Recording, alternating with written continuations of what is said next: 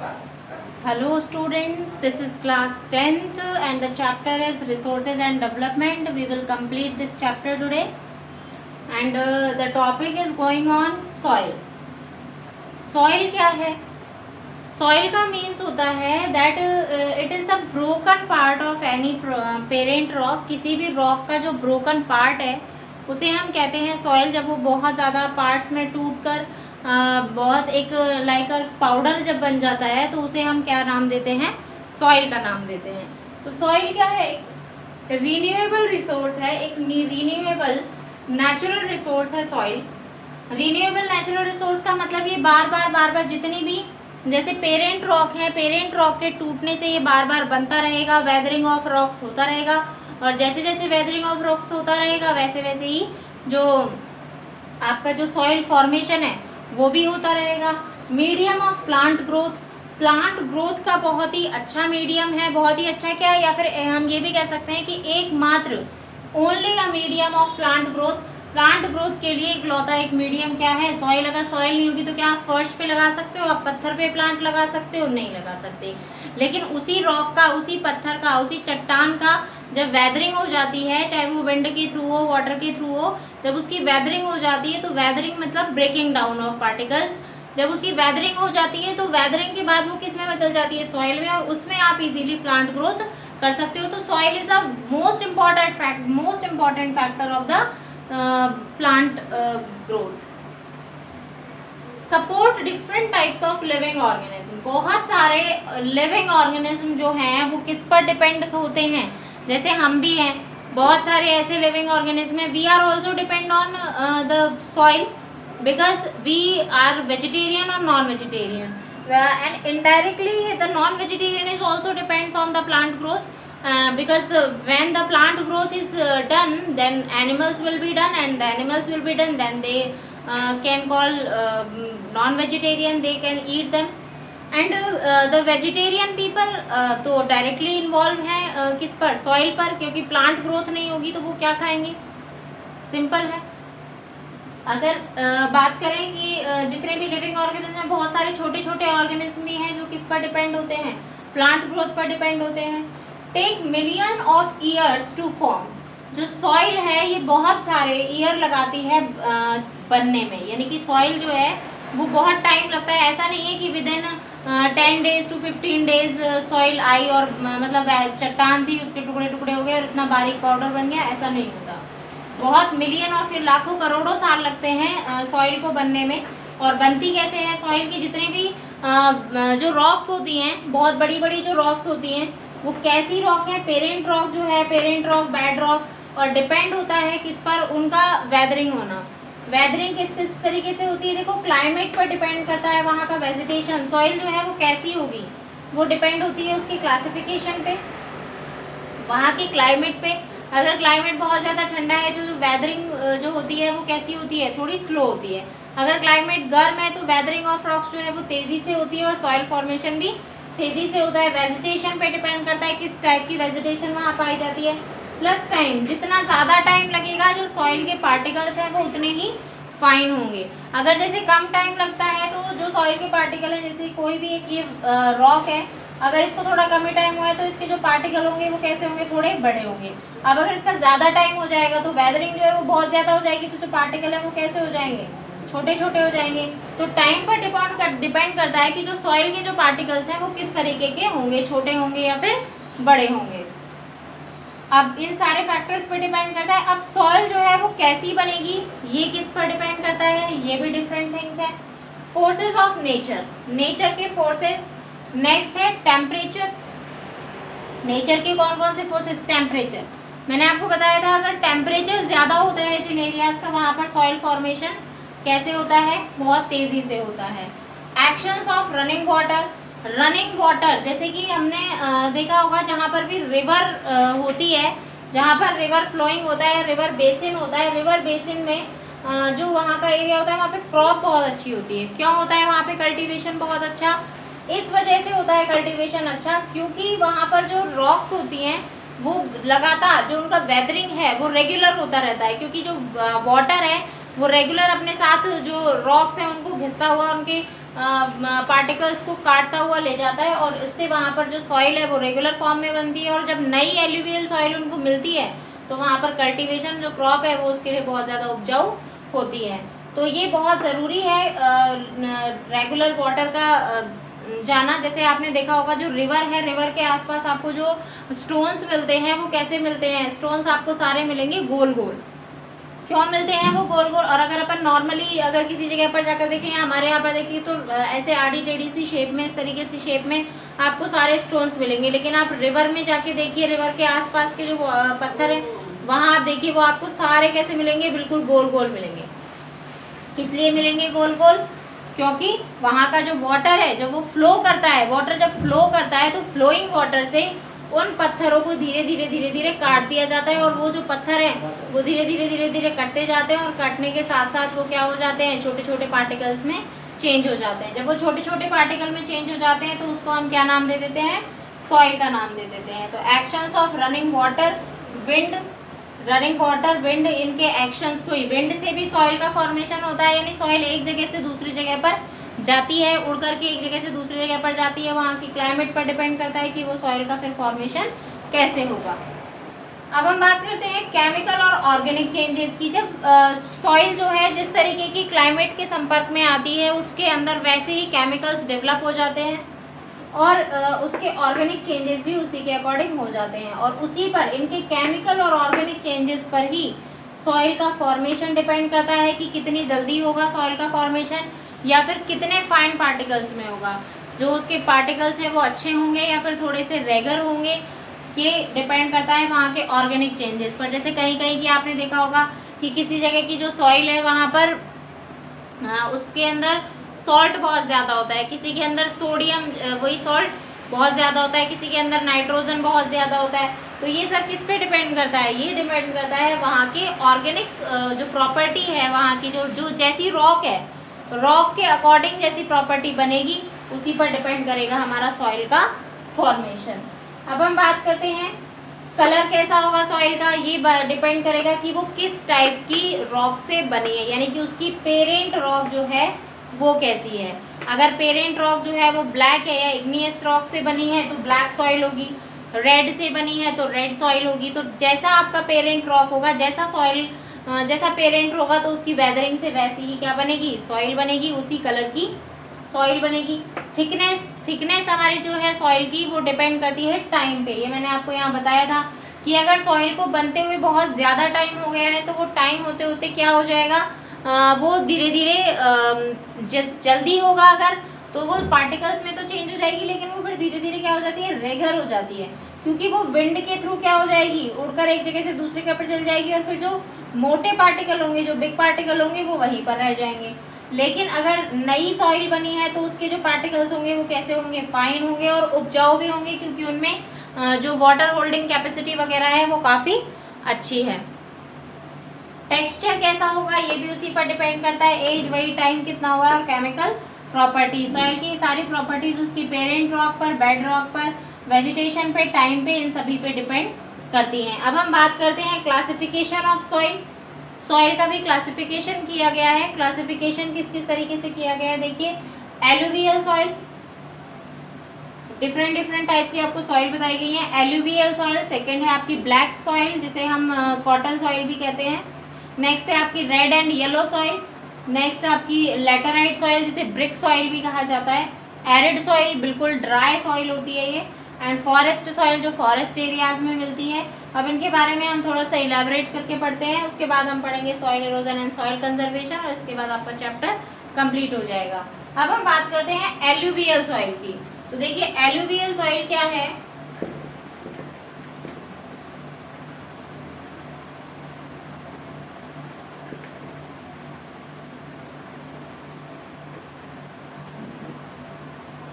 First हम बात कर रहे हैं किसकी,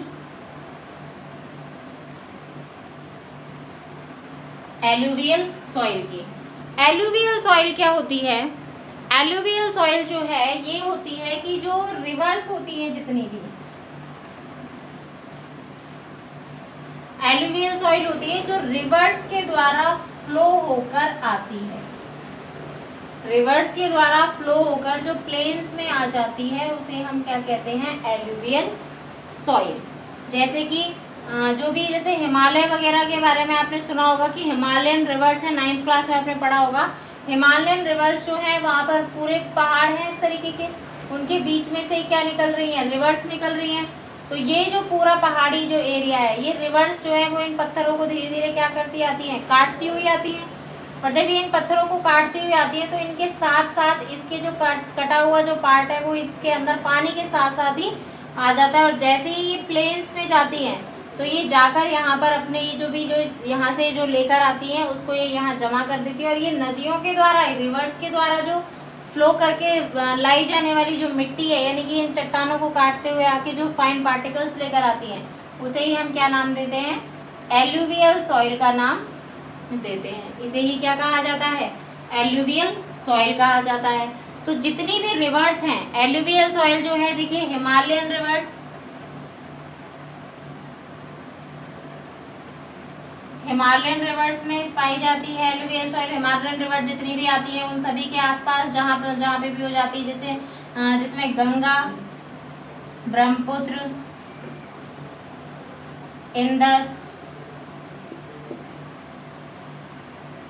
गंगा, ब्रह्मपुत्र, इंडस रिवर, इन सभी के बेसिन में क्या पाई जाती है, एलुवियल सॉइल पाई जाती है। और आपने देखा भी होगा कि ये जो एलुवियल सॉइल है ये गंगा प्लेन्स में काफ़ी अच्छी मिलती है। और गंगा प्लेन्स जो है वहाँ पर बहुत ही अच्छा जो क्रॉपिंग सिस्टम है वो बहुत अच्छा है। और वहाँ पर जो कल्टीवेशन है वो भी बहुत ही अच्छे तरीके से होता है और उसके लिए बहुत ही बेनिफिट भी है। वहाँ पर एरिया बहुत अच्छा है वो कल्टीवेशन के लिए, तो काफ़ी अच्छी सॉइल है ये। अब नेक्स्ट सॉइल की अगर हम बात करें, ये जो इस सॉइल की नेक्स्ट अगर हम बात करें तो ये गंगा, ब्रह्मपुत्र, इंडस में तो है ही। और इसके अलावा ये जो हमारा जो पेनिनसुलर पार्ट है, पेनिनसुलर जो रिवर्स है उनमें भी पाई जाती है। पेनिनसुलर रिवर जैसे कावेरी बेसिन, गोदावरी, कृष्णा, ये जितनी भी पेनिनसुलर रिवर हैं इन सभी के बेसिन्स में क्या पाई जाती है, आपको एलुवियल सॉइल को आपको इजीली देखने के लिए मिलेगी। अब हम नेक्स्ट बात करते हैं किसकी, नेक्स्ट हम बात कर रहे हैं ये जो रिवर वैली, ये जितनी भी सॉइल हैं ये अपनी रिवर वैली में एलुवियल और consist of properties of sand. ये जो सैंड है इनके प्रोपोर्शन पे डिपेंड करता है कि जो सॉइल के पार्टिकल्स होंगे वो किस तरीके के होंगे। एंड जैसे ही ये सॉइल पार्टिकल जो है वो रिवर वैलीज में जाते हैं, अगर हम रिवर यानी नदियों की घाटियों में अगर हम जाएंगे, जैसे जैसे आप रिवर वैलीज की तरफ जाएंगे आपको ये सॉइल पार्टिकल कैसे दिखाई देंगे, बिग साइज के। और जैसे ही आप इनके बेसिन्स की साइड आएंगे ये सॉइल पार्टिकल्स धीरे धीरे क्या होते जाएंगे, छोटे होते जाएंगे। ठीक है, तो in the upper reaches of, जैसे जैसे आप कैसे जाएंगे, यानी कि जो भी स्लोप होता है, अगर आप स्लोप के ऊपर की साइड जाएंगे तो ये जो पार्टिकल्स हैं वो कैसे होंगे, कोर्स, खुरदरे होंगे। और जैसे ही आप नीचे की साइड आएंगे वैसे वैसे ये पार्टिकल कैसे होते जाएंगे, फाइन, यानी कि बहुत बारीक बारीक पार्टिकल होते जाएंगे। तो ये ऐसे जो सॉइल है वो पीडमंट में, दूराज में, छोआज में काफ़ी अच्छे से मिलती है।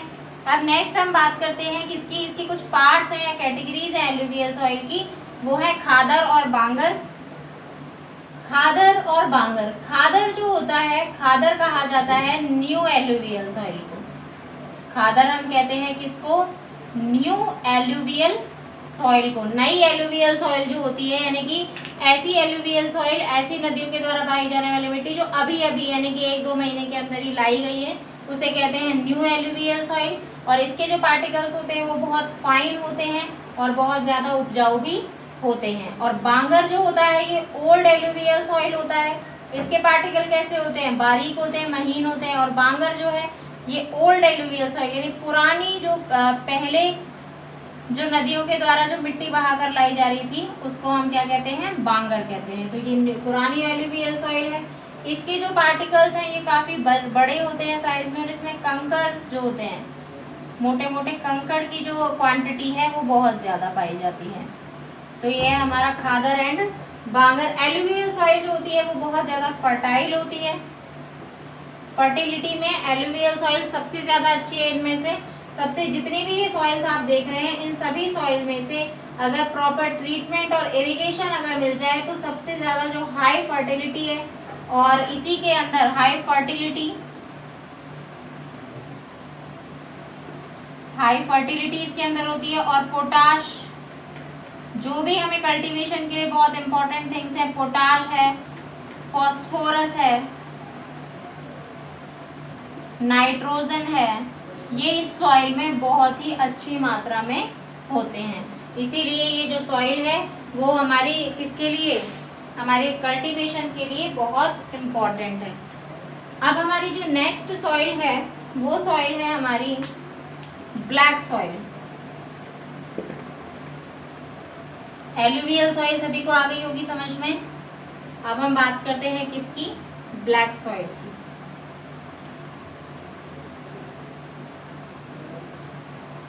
ब्लैक सॉइल क्या होती है, देखिए ब्लैक सॉइल जो है कलर में क्या होती है, ब्लैक, ऑब्वियसली कलर इसका कैसा होता है, ब्लैक होता है। और ये रेगल सॉइल भी इसको कहा जाता है, थोड़े से पार्टिकल्स इसके कोर्स होते हैं, कोर्स सॉइल होती है थोड़ी सी ये, यानी खुरदरी टाइप होती है, चिकनी नहीं होती। और ब्लैक सॉइल जो है वो कॉटन के लिए बहुत ही बेनिफिशियल है, कॉटन के लिए बहुत बेनिफिशियल मानी जाती है। इसीलिए इसका नाम जो है वो हम ब्लैक सॉइल की जगह कॉटन सॉइल भी इसको कह सकते हैं।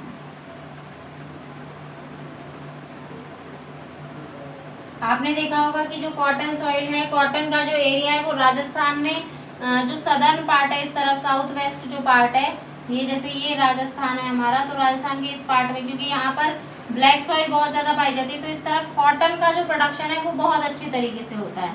यहाँ पर कॉटन का प्रोडक्शन काफ़ी अच्छा होता है क्योंकि ब्लैक सॉइल यहाँ पर मिलती है। और ब्लैक सॉइल के लिए इम्पोर्टेंट फैक्टर जो है वो है पेरेंट रॉक मटेरियल। बात करते हैं इसकी पेरेंट रॉक कौन सी होती है। देखिए ब्लैक सॉइल जो है वो किससे बनती है, इग्नियस जो रॉक्स होती हैं उनसे बनती है। और ये जो इग्नियस रॉक है ये कैसे बनती है, जब भी कोई वॉल्केनो इरप्ट होता है तो वॉल्केनिक इरप्शन से जो लावा निकलता है, उस लावा के कूल होने से जो रॉक्स बनती हैं, वो होती हैं कलर में ब्लैक। और उस ब्लैक जो रॉक होती है उसकी वेदरिंग होने से क्या बनती है, ब्लैक सॉइल बनती है।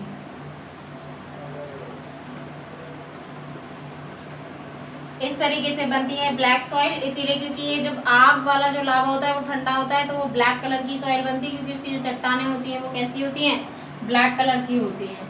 तो ये डेक्कन ट्रैप में बहुत ज़्यादा टाइम पे मिलती है, महाराष्ट्र, सौराष्ट्र,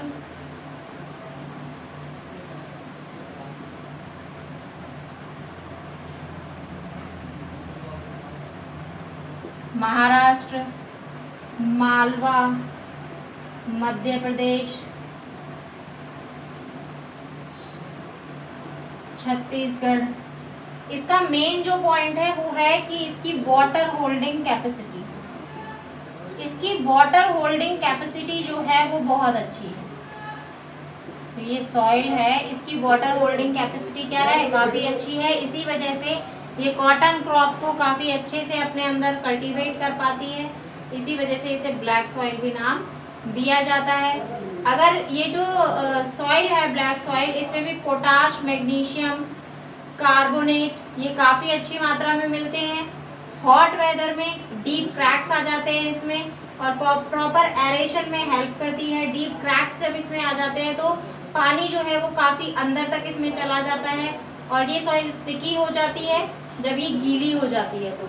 और इसीलिए फर्स्ट शावर में फिर क्या होता है, प्री मानसून पीरियड में इसके अंदर पानी काफ़ी अच्छे से चला जाता है।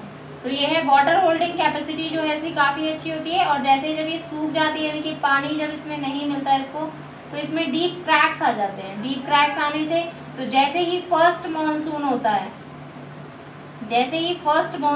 है तो फर्स्ट मानसून के आते ही वो डीप क्रैक्स की वजह से अंदर तक जो वाटर है वो चला जाता है, और फिर ये वापस से कल्टीवेशन के एबल हो जाती है और इसमें बहुत ज़्यादा मात्रा में पोटाश, फॉस्फोरस, नाइट्रोजन ये काफ़ी अच्छी मात्रा में इसमें पाए जाते हैं। तो ये हो गई हमारी कौन सी सॉइल, ब्लैक सॉइल। अब हम बात करते हैं किसकी, रेड एंड येलो सॉइल की।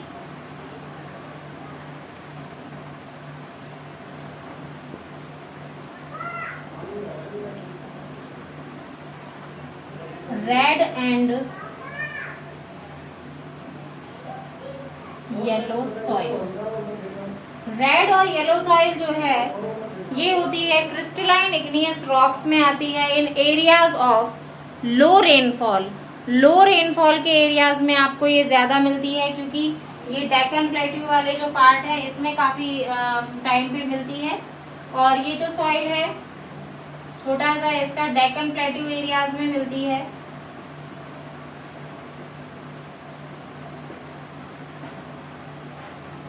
वेस्टर्न घाट्स में और जो लो रेनफॉल एरियाज हैं, लो रेनफॉल एरियाज में भी काफ़ी पाई जाती है ये वाली सॉइल। ये जो सॉइल है ये रेडिश होती है। क्यों होता है इसका रेड कलर, क्योंकि यहाँ इसमें डिफ्यूजन होता है किसका, iron, diffusion of iron. Iron का डिफ्यूजन होता है मेटामॉर्फिक रॉक में, इसके लिए इसी वजह से इसका जो कलर है वो कैसा दिखाई देता है, रेड दिखाई देता है।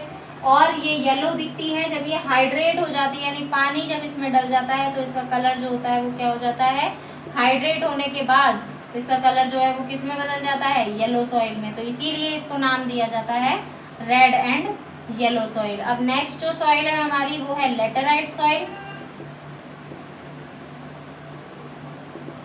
लेटेराइट सॉइल क्या होती है, लेटेराइट का मतलब होता है, लैटिन वर्ड लैटर से आया है ये, लैटर का मतलब होता है ब्रिक।